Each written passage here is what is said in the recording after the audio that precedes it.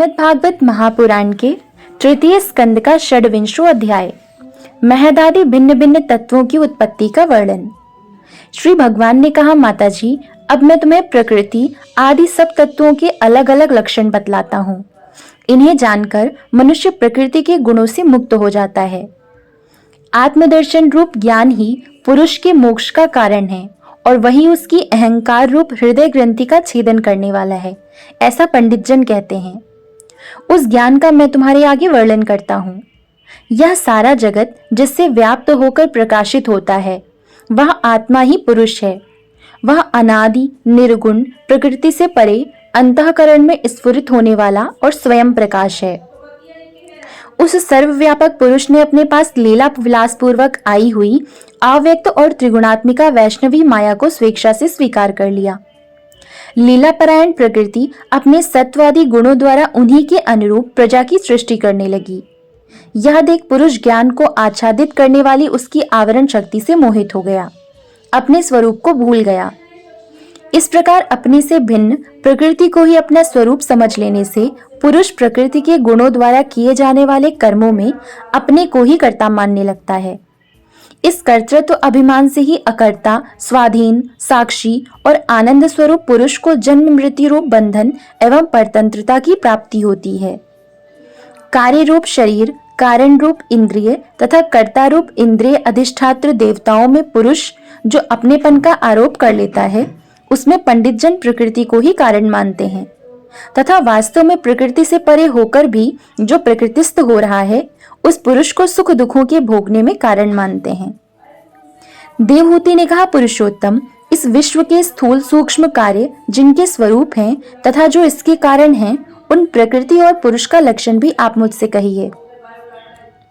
श्री भगवान ने कहा, जो त्रिगुणात्मक, अव्यक्त, नित्य और कार्य कारण रूप है तथा स्वयं निर्विशेष होकर भी संपूर्ण विशेष धर्मों का आश्रय है, उस प्रधान नामक तत्व को ही प्रकृति कहते हैं। 5 महाभूत, 5 तन्मात्रा, 4 अंतःकरण और 10 इंद्रिय, इन 24 तत्वों के समूह को विद्वान लोग प्रकृति का कार्य मानते हैं। पृथ्वी, जल, तेज, वायु और आकाश, ये 5 महाभूत हैं। गंध, रस, रूप, स्पर्श और शब्द, ये 5 तन्मात्र माने गए हैं। श्रोत, त्वचा, चक्षु, रसना, नासिका, वाग, पाड़ी, पाद, उपस्थ और पायु, ये 10 इंद्रियां हैं। मन, बुद्धि, चित्त और अहंकार, इन 4 के रूप में एक ही अंतःकरण अपनी संकल्प, निश्चय, चिंता और अभिमान रूपा 4 प्रकार की वृत्तियों से लक्षित होता है। इस प्रकार तत्वज्ञानी पुरुषों ने सगुण ब्रह्म के सन्निविशेष स्थान इन 24 तत्वों की संख्या बतलाई है। इनके सिवा जो काल है वह 25वां तत्व है। कुछ लोग काल को पुरुष से भिन्न तत्व न मानकर पुरुष का प्रभाव अर्थात ईश्वर की संहारकारिणी शक्ति बताते हैं, जिससे माया के कार्य रूप देह आदि में आत्म तत्व का अभिमान करके अहंकार से मोहित और अपने को कर्ता मानने वाले जीव को निरंतर भय लगा रहता है। मनुपुत्री, जिनकी प्रेरणा से गुणों की साम्यावस्था रूप निर्विशेष प्रकृति में गति उत्पन्न होती है, वास्तव में वे पुरुष रूप भगवान ही काल कहे जाते हैं। इस प्रकार जो अपनी माया के द्वारा सब प्राणियों के भीतर जीव रूप से और बाहर काल रूप से व्याप्त हैं, वे भगवान ही 25वें तत्व हैं। जब परम पुरुष परमात्मा ने जीवों के अदृष्टवश शोभ को प्राप्त हुई संपूर्ण जीवों की उत्पत्ति स्थान रूपा अपनी माया में चिच्छ शक्ति रूप वीर्य स्थापित किया, तो उससे तेजो में महतत्व उत्पन्न हुआ। लय विक्षेप आदि रहित तथा जगत के अंकुर रूप इस महतत्व ने अपने में स्थित विश्व को प्रकट करने के लिए अपनी स्वरूप को आच्छादित करने वाले प्रलयकालीन अंधकार को अपने ही तेज से पी लिया। जो सत्व गुण में स्वच्छ, शांत और भगवान की उपलब्धि का स्थान रूप चित्त है, वही महातत्व है और उसी को वासुदेव कहते हैं। जिस प्रकार पृथ्वी आदि अन्य पदार्थों के संसर्ग से पूर्व जल अपनी स्वाभाविक अर्थात फेन तरंग रहित अवस्था में अत्यंत स्वच्छ, विकार शून्य एवं शांत होता है, उसी प्रकार अपनी स्वाभाविकी अवस्था की दृष्टि से स्वच्छत्व, आविकारत्व और शांतत्व ही वृत्तियों सहित चित्त का लक्षण कहा गया है। तदनंतर भगवान की वीर्य रूप चित शक्ति से उत्पन्न हुए महतत्व के विकृत होने पर उससे क्रिया शक्ति प्रधान अहंकार उत्पन्न हुआ। वह वैकारिक, तेजस और तामस भेद से 3 प्रकार का है। उसी से क्रमशः मन, इंद्रियों और पंच महाभूतों की उत्पत्ति हुई। इस भूत, इंद्रिय और मन रूप अहंकार को ही पंडित जन साक्षात संकर्षण नामक सहस्र सिर वाले अनंत देव कहते हैं। इस अहंकार का देवता रूप से कर्तृत्व, इंद्रिय रूप से कर्णत्व और पंचभूत रूप से कार्यत्व लक्षण है तथा सत्वादि गुणों के संबंध से शांतत्व, घोरत्व और मूढ़त्व भी इसी के लक्षण हैं। उपर्युक्त 3 प्रकार के अहंकार में से वैकारिक अहंकार के विकृत होने पर उससे मन हुआ, जिससे संकल्प विकल्पों से कामनाओं की उत्पत्ति होती है। यह मनः तत्व ही इंद्रियों के अधिष्ठाता अनिरुद्ध के नाम से प्रसिद्ध है।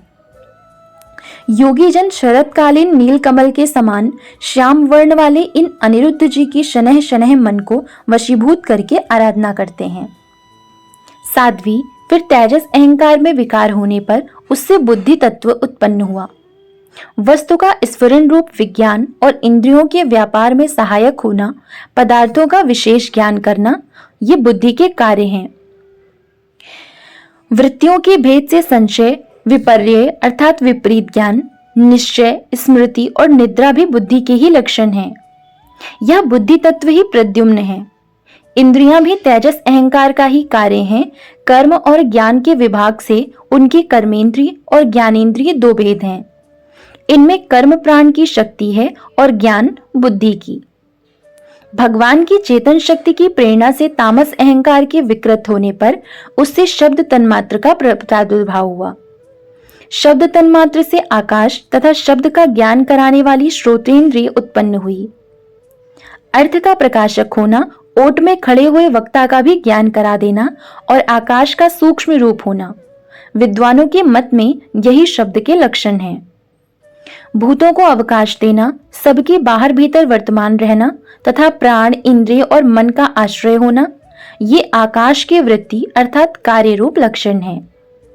फिर शब्द तन्मात्र के कार्य आकाश में काल गति से विकार होने पर स्पर्श तन्मात्र हुआ और उससे वायु तथा स्पर्श का ग्रहण कराने वाली त्वगिंद्रिय अर्थात त्वचा उत्पन्न हुई। कोमलता, कठोरता, शीतलता और उष्णता तथा वायु का सूक्ष्म रूप होना, ये स्पर्श के लक्षण हैं। वृक्ष की शाखा आदि को हिलाना, तृण आदि को इकट्ठा कर देना, सर्वत्र पहुंचना, गंध आदि युक्त द्रव्य को घ्राणाद्रि इंद्रियों के पास तथा शब्द को श्रोतेंद्रिय के समीप ले जाना तथा समस्त इंद्रियों को कार्यशक्ति देना, ये वायु की वृत्तियों के लक्षण हैं। तदनंतर दैव की प्रेरणा से स्पर्श तन्मात्र विशिष्ट वायु की विकृत होने पर उससे रूप तन्मात्र हुआ तथा उससे तेज और रूप को उपलब्ध कराने वाले नेत्रेंद्रिय का प्रादुर्भाव हुआ। साध्वी वस्तु के आकार का बोध कराना, गौण होना, द्रव्य के अंग रूप से प्रतीत होना, द्रव्य का जैसा आकार, प्रकार और परिणाम आदि हो उसी रूप में उपलक्षित होना तथा तेज का स्वरूप भूत होना, ये सब रूप तन्मात्र की वृत्तियां हैं। चमकना, पकाना, शीत को दूर करना, सुखाना, भूख प्यास पैदा करना और उनकी निवृत्ति के लिए भोजन एवं जलपान कराना, ये तेज की वृत्तियां हैं। फिर दैव की प्रेरणा से रूप तन्मात्र में तेज के विकृत होने पर उससे रस तन्मात्र हुआ और उससे जल तथा रस को ग्रहण कराने वाली रसनेन्द्रिय अर्थात जिह्वा उत्पन्न हुई। रस अपने शुद्ध स्वरूप में एक ही है, किंतु अन्य भौतिक पदार्थों के संयोग से वह कसैला, मीठा, तीखा, कड़वा, खट्टा और नमकीन आदि कई प्रकार का हो जाता है।